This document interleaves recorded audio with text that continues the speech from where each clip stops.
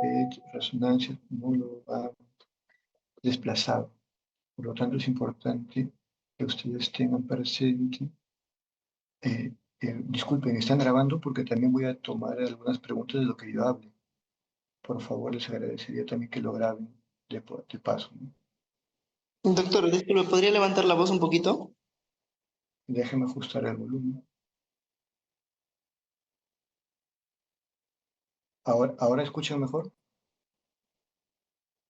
¿Aló? Recording in progress. ¿Ahora escuchan mejor? Sí, doctor. Ya. Bien, les decía, la exploración neurológica viene a ser la herramienta diagnóstica más importante a nivel de todas las neurociencias.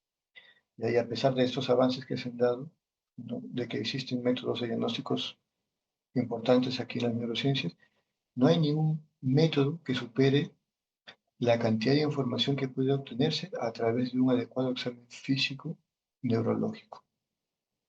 ¿Ya? Por lo tanto, ningún estudio puede sustituirlo o soslayarlo.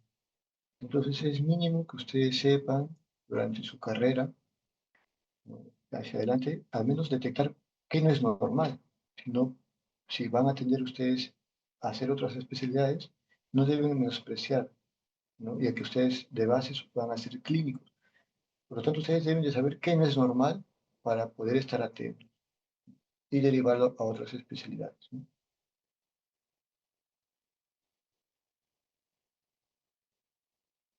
Por lo tanto, en la medicina, la anamnesis sigue siendo fundamental para poder llegar a un diagnóstico correcto y, por lo tanto, dar el tratamiento adecuado. Tal es así que, por ejemplo, actualmente la telemedicina. Tú entrevistas al paciente a distancia y mediante lo que él te cuenta, mediante la anamnesis, puedes llegar casi a un 80% o más para el diagnóstico, ¿no?, y dar el tratamiento. Entonces, los exámenes de ayuda ayudan, como su mismo nombre lo dice, ¿no? Pero el examen, la anamnesis es fundamental. Lo que te cuenta el paciente es muy importante. Bien, ¿cuáles son los objetivos que se pretende establecer ahora? Primero, hay que ver en esta clase, ¿no? Primero es establecer si existe o no una lesión o una alteración funcional en el sistema nervioso, ya sea central o periférico. Número uno. Segundo, si se piensa que hay una lesión, hay que señalar la topografía de esta lesión. O sea, una persona cuando hace un examen físico, primero tiene que establecer si hay una alteración en el sistema nervioso, y si es central o periférico. Número dos, la topografía. ¿Dónde está ubicada la lesión? ¿En qué parte del sistema nervioso está? En el tallo cerebral, corteza, nervio periférico, etc. Y lo otro es saber cuál es la naturaleza o la etiología de la lesión. Intuir si puede ser hemorrágico, infarto, absceso, tumor. Y para esto son de ayuda las imágenes, ¿no?, las tomografías, la resonancia u otros exámenes.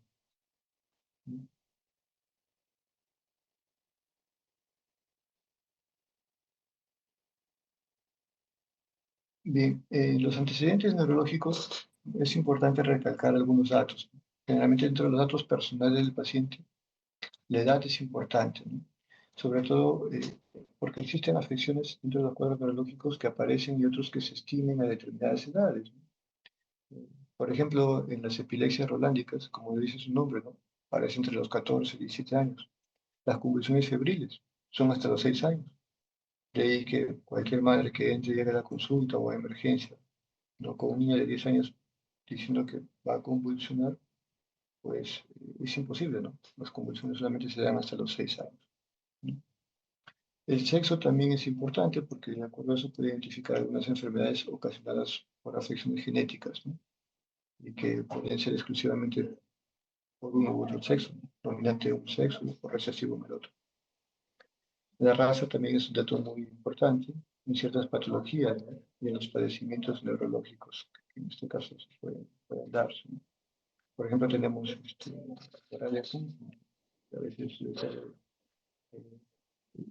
hereditaria, ¿no?, y esto usualmente hay más en la localidad en Ica, ¿no?, y está asociada más a la raza negra, en estos casos en Ica. La residencia, el lugar de origen también es importante, así como su profesión u ocupación habitual en el paciente. Bien, dentro de los antecedentes personales, es importante no también ver los antecedentes desde su nacimiento, el desarrollo, el resto de su vida hasta el momento de la enfermedad que motiva la consulta. Sobre todo si es un niño, hay que ver si el parto fue normal o no, si hubo sufrimiento fetal o no, si hubo hipoxia o no, si tuvo antecedentes de encefalopatía hipóxica, ¿no? Entonces, todas esas cositas va a determinar establecer alguna etiología dentro de su alteración neurológica que pueda presentar el paciente, ¿no? También hay que ver los antecedentes médicos sobre inmunizaciones, enfermedades previas, traumatismos, antecedentes obstétricos o quirúrgicos. Los hábitos del paciente también son muy importantes. ¿Por qué? Porque hay pacientes pues, que consumen tabaco, alcohol, fármacos o drogas, ¿no? Así como también hay que ver el tipo de sustancias que consumen, la dosis, frecuencia, vía de administración, de consumo. Los hábitos nutricionales también es importante, ¿no? Porque el paciente, por ejemplo, puede ser alcohólico, ¿no? Y no alimentarse bien. Después puede acarrear con otras neuropatías periféricas o encefalopatías de Wernicke-Korsakoff. Entonces, es importante tener en cuenta todos estos antecedentes, tanto con sus costumbres como sus hábitos sexuales, ¿no? Porque hay pacientes que a veces son promiscuos, tienen un VIH y a veces tienen unas ciertas encefalopatías virales, ¿no? O toxoplasmas, ¿no? Los antecedentes familiares también son importantes, sobre todo cuando se sospecha de rasgos o carga genética, ¿no? De la enfermedad por la cual se está consultando.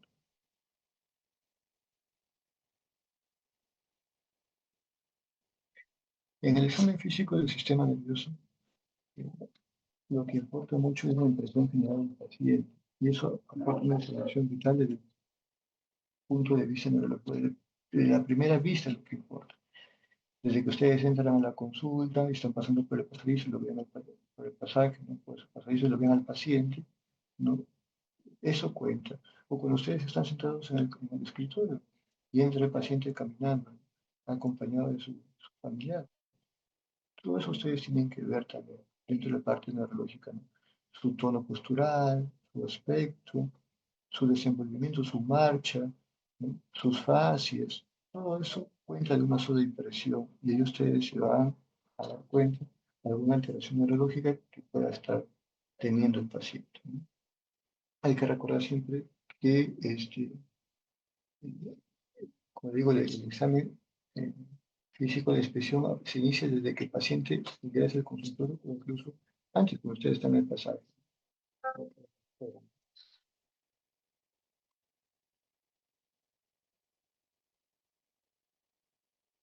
Ahora, siempre es importante también observar si viene acompañado o no, ¿no? Y el grado de asistencia que necesite, si el paciente puede valerse por sí solo o no, o si tiene alteraciones en la marcha, ¿no? Si tiene algún tipo de ataxia o algún tipo de inestabilidad en la marcha.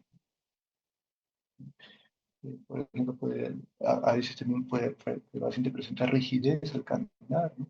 Típico de a veces de la postura parkinsoniana o temblor, ¿no? Entonces, la importancia del examen neurológico para el médico general siempre va a radicar en elevada frecuencia de los trastornos neurológicos. Siempre en las consultas médicas va a haber pacientes que te van a llegar, ya sea por cefalea, ya sea por epilepsia, por enfermedad cardiovasculares, ¿no? Ictus, etcétera. Son un montón de polineuropatías, ¿no? Adormecimiento de manos, lumbalgias, cetalgias. O sea, la consulta médica en general te va a llegar pacientitos de esos tipos, ¿no? Ahora, hay algunos pacientitos que también por su gravedad, eso puede poner en peligro la vida del paciente o comprometer su función, ¿no? Y generar altas tasas de discapacidad, generalmente en estos casos pacientes que tienen problemas o secuelas neurológicas, ¿no? Después de un derrame, sea hemorrágico o isquémico. Por lo tanto, toda exploración neurológica debe iniciar por la evaluación del estado de alerta y el estado mental ya que para algunas de maniobras clínicas siempre es necesario contar con la atención y la colaboración del paciente. Entonces, es necesario e importantísimo saber cómo se encuentra su estado mental. Y eso nos va a permitir hacer un buen examen neurológico, no. ¿Ya? Y esto también nos va a permitir, por ende, evaluar el resto de las funciones cognitivas. ¿Ya?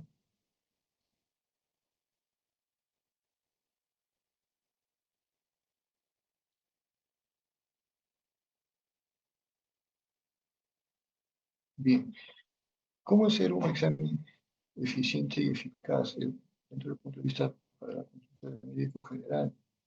¿Ya? Generalmente los exámenes, cuando se lleva a un especialista, suelen durar a veces una hora, un examen neurológico no minucioso, pero usualmente actualmente se está empleando un examen ya dirigido a encontrar lo que haya sospechado en la entrevista. El paciente, por ejemplo, viene, ¿no?, a la consulta médica por un problema de trastorno de la marcha. Sí, ustedes pueden examinarle groseramente otras funciones neurológicas, pero va dirigido a enfatizar más los exámenes físicos relacionados con trastorno de la marcha. El paciente viene por problemas a nivel derrame facial. Pueden ver sus funciones cerebrales superiores, pero también le deben de examinar más dirigido y enfatizar en lo que viene, la parálisis facial. Eso, recuerden que el paciente es el quien le indique dónde examinar, de acuerdo a la anamnesis y por qué vienen. Así se impide siempre solicitar exámenes auxiliares de manera racional. No necesariamente el paciente, cuando venga a la consulta, tiene que estar pidiendo tomografías o resonancias a diestra y siniestra, ¿no? Sino siempre y cuando, como el paciente te lo cuenta, o si lo ameritas, no se tiene que pedir los exámenes auxiliares, ¿no? Bien, dentro del examen general del paciente, como digo, es importante valorar el estado de conciencia, ¿no? Entonces, dentro del punto de vista semiológico, se distingue eh, un aspecto de la conciencia que es cuantitativo y otro a nivel cualitativo. Entonces, dentro del punto de vista cuantitativo, eh, vamos a ver que tenemos los niveles de conciencia de vigilia, somnolencia, estupor y coma. ¿Ya? En la vigilia, pues, es el nivel más alto en el el paciente está despierto, como estamos nosotros. Somnolencia, cuando el paciente está con tendencia al sueño. Generalmente esto se da en los casos de encefalopatías. Estupor, cuando hay un mayor deterioro, el paciente está dormido, pero cuando tú lo increpas, lo mueves, ¿no?, lo llamas, se despierta con estímulos vigorosos. Y coma, pues cuando el paciente no se despierta, ¿no? A pesar de que haga sus estímulos dolorosos, el paciente no apertura los ojos. Ahora, el contenido de la conciencia, eh, a nivel del aspecto cualitativo, se valora mediante la lucidez, como lo tienen ahí, confusión o delirio y obnubilación. En estado lúcido, el paciente pues está en estado de vigilia, orientado, ¿no?, de estar despierto con óptimo nivel de conciencia. En la confusión, pues hay una alteración en los contenidos de la conciencia, confusión o delirio. El paciente pues está alterado, ¿no? Está con vigilia, pero está alterado, ¿no? Tanto en la orientación como está alterado a nivel temporoespacial. No da mucha razón de eso. Y la obnubilación, pues, se caracteriza por una disminución de la atención, ¿no?, a nivel de la conciencia. Y todos estos, el aspecto de la conciencia, tanto de su aspecto cualitativo o cuantitativo, se valora a nivel de la escala de coma de Glasgow, como ustedes lo tienen ahí. Esto es sacado de su argento, ¿no? Y tiene para una respuesta motora, respuesta verbal y la apertura de los ojos, que si es espontánea, ante la orden, ante el estímulo doloroso o ante la apertura ocular.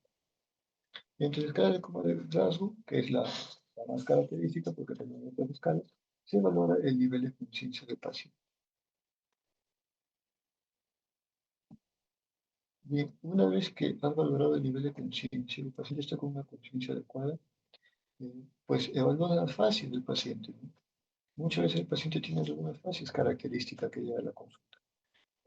La fase parkinsoniana, que se caracteriza por su inexpresividad. El paciente no gesticula nada, ¿no? Esto se debe por la rigidez que el paciente presenta, ¿no? Es carente de mímica, mirada fija, o también presenta el paciente de repente alguna osteomioplegia en el hipertiroidismo, o también presenta algunas fases de la miastenia gravis. A veces también el paciente viene con parálisis facial, o viene también con un enostalmo y una miosis, ¿no? Que dentro del síndrome de Claude-Bernard-Gordon, ¿no? Ahora, también pueden darse algunas patologías dentro del síndrome celular o dentro de las distrofias musculares, ¿no? O dentro de las hemorragias cerebrales. Por eso es importante evaluar las fases. La actitud también es importante valorar, ¿no? Valorar si está de pie, sentado o acostado, una actitud indiferente o te presta atención, ¿no? Porque a veces en los síndromes meningios el paciente presenta rigidez de nuca, ¿no? Hay opístotos, ¿no? El cuadro de tétanos, ¿no? Hay hemiplejías o paraplejías de los cuadros de accidente cerebrovascular. O también hay temas de rigidez o temblor en el Parkinson. O también posturas de actitud antálgicas en alguna situación.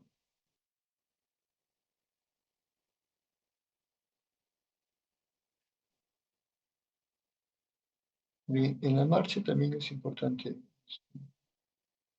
valorarlo, ¿no? Porque en la marcha participan el sistema nervioso central, el sistema nervioso periférico, sistema musculoesquelético y sistema articular. Por lo tanto, es importante valorar, ya que alguna de esas alteraciones puede dar una alteración en la marcha, ¿no? Ya que hay tipos característicos de marcha también, ¿no?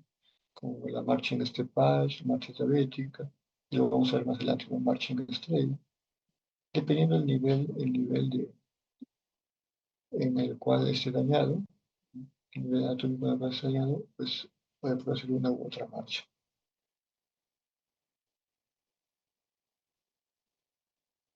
Bien, evaluando ya el nivel de conciencia, el estado de conciencia del paciente, ¿no? Y evaluando también su fase, su actitud, su marcha dentro de la consulta, cuando llega. Cuando llega a la consulta, el paciente ustedes tienen que ver, ¿no? De frente nomás, entrando te saluda, tú ya vas viendo su nivel de conciencia, su fase, su actitud y su marcha. Ahí prácticamente a grosso modo te forma una idea de cómo está el paciente, ¿ya? Entonces, pasas a evaluar los pares craneales. Dependiendo de algunas escuelas, algunos colegios de neurología, tienen determinados patrones u órdenes de examen físico.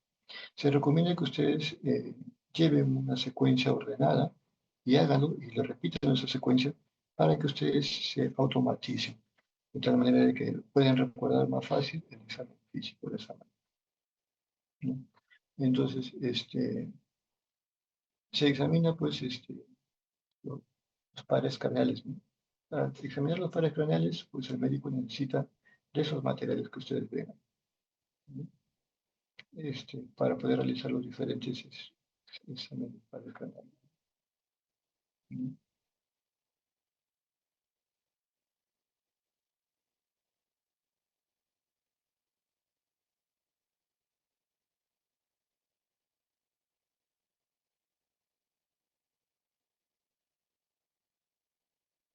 Un ratito que lo voy a chequear aquí.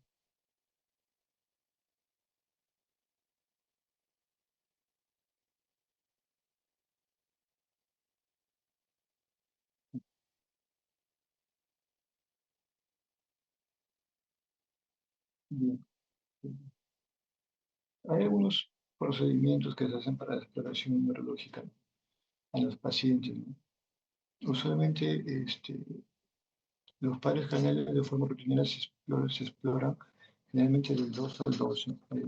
El olfatorio y el gustativo no se suelen explorar usualmente, ¿no? Pero a no ser que exista alguna alteración, se deben de explorar, ¿ya? Este, Para la sensibilidad proprioceptiva y función cerebelosa siempre se realizan pruebas para cada uno de los siguientes, para movimientos alternantes, rítmicos rápidos, eso lo vamos a ver más adelante, exactitud de movimientos o en el equilibrio, ¿no? Haciendo la prueba de Romberg o de la marcha y marcha en tándem.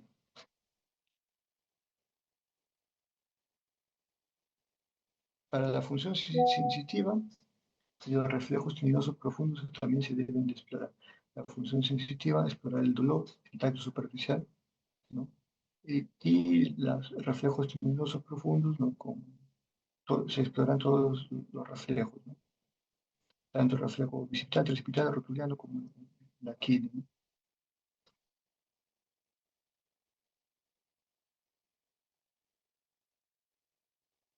Bien, aquí vamos a ver, yo voy a pasar a dispositivos. Este es un resumen más o menos de lo que se debe de hacer en los pares craneales.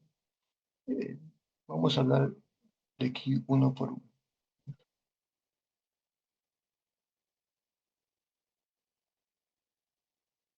Bien, en cuanto al nervio olfatorio, primer par craneal, como les digo, no se realiza un examen de rutina, ¿no? Generalmente la mayoría de los trastornos de las facciones son provocados por problemas o patologías a nivel de la nariz o las zonas paranasales, ¿no? Generalmente son trastornos local, que se ven por causas locales, ¿no? Tabaquismo, rinitis, rhinosinusitis, o sinusitis, ¿no? Infecciones recientes de las vías respiratorias altas, como infecciones virales, ¿no? Eh, entre otras, ¿no? A veces también las alteraciones por partes locales se deben a la edad avanzada, ¿no? O el consumo de sustancias tóxicas, ¿no? O ilícitas tipo cocaína, por ejemplo.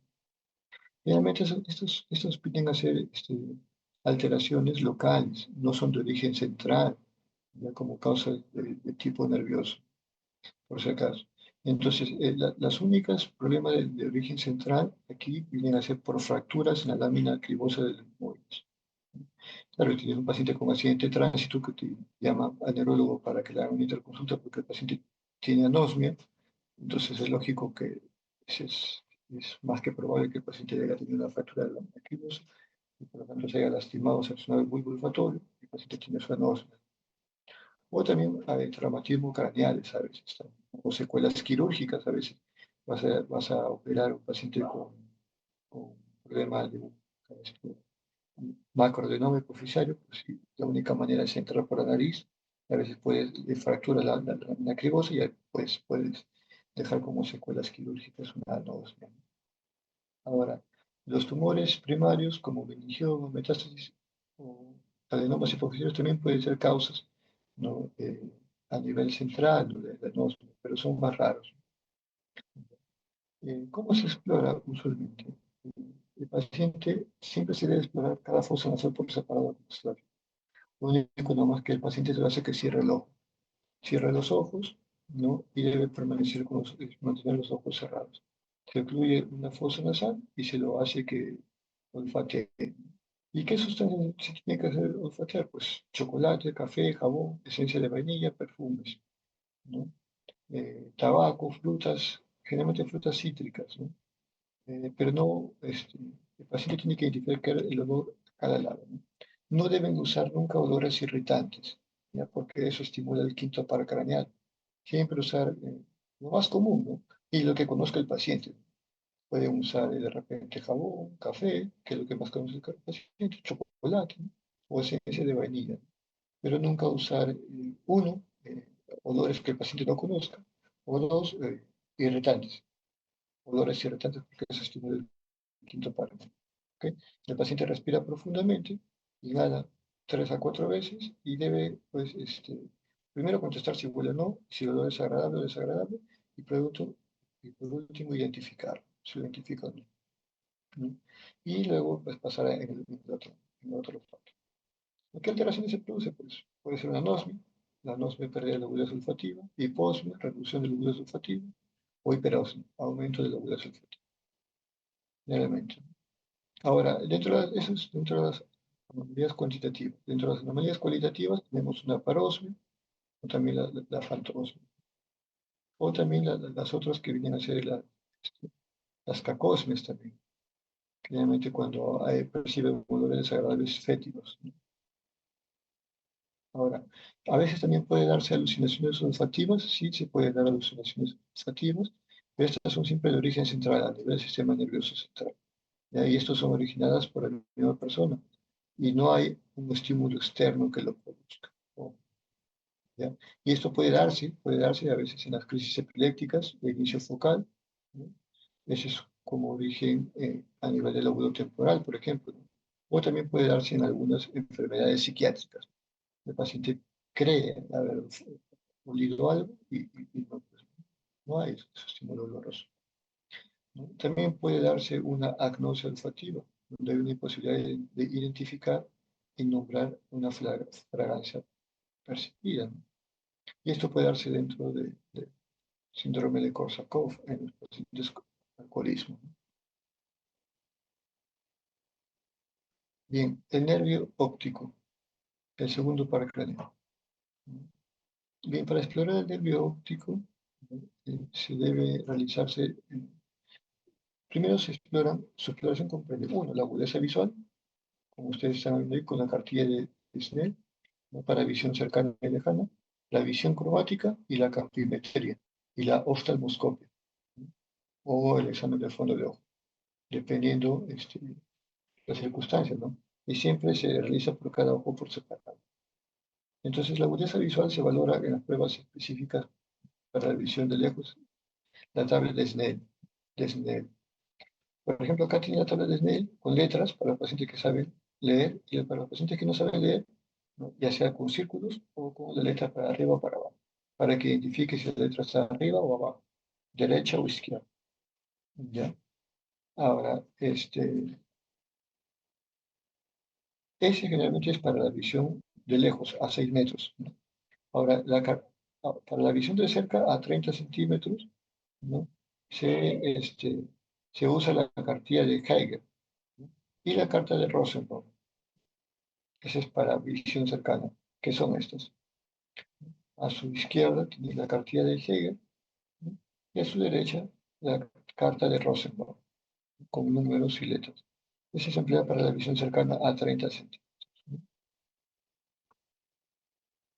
Ahora, si el paciente no sabe leer, pues, la cartilla de Rosenbaum le puede ayudar, ¿no? O si es ignorante o iletrado, claro. Ahora, el médico general va a obtener una valoración global de esta agudeza visual, ¿no? Ahora, si no tiene ni la cartilla de Snell ni la cartilla de Rosenbaum, la otra manera es que pues, le cuente los dedos de la